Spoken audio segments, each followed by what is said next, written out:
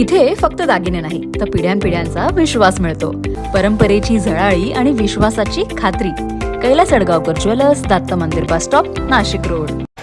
आज द्वारका येथे जे जुनी वीर सापडली रस्त्याचं अंडरपासचं काम करत असताना ॲक्च्युली ती वीर सापडलेली नसून ज्यावेळेला इथे द्वारका हॉटेल होतं तिथं असं सर्कल जाळीचं मारून त्याच्यावर स्लॅब टाकला होता.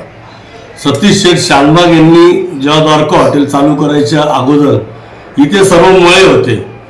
आपल्या कल्पना हॉटेलपासून तर गांधीनगरपर्यंत जिथे टाकळीच्या हनुमानाची जी जहागिरीची जमीन आहे, गांधीनगर प्रेसची जमीन सुद्धा पहिले ही टाकळी संस्थांचीच होती.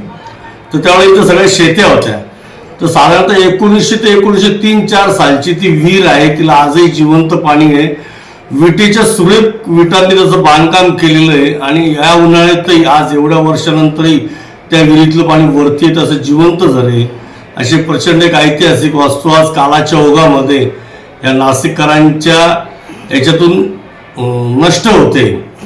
पण अतिशय सुरेख बांधकाम जर बघितलं तर जुन्या विटा आहे. म्हणजे आज जरी त्या विटा वापरल्या तर अजून 100 वर्ष सुद्धा ते वापरू शकतो आपण.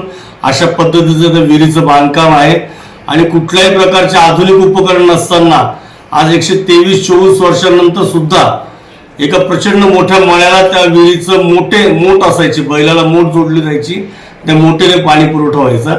आजही कुठलं आधुनिक तंत्रज्ञान एवढं पाणी शोधू शकत नाही. तेवढं पाण्याचा साठा आजही मुबलकपणे उन्हाळ्यामध्ये त्या विहिरीमध्ये आहे आणि एक प्रचंड एक जुनं ऐतिहासिक बांधकाम नाशिककरांच्या नकाशावर नष्ट होत आहे.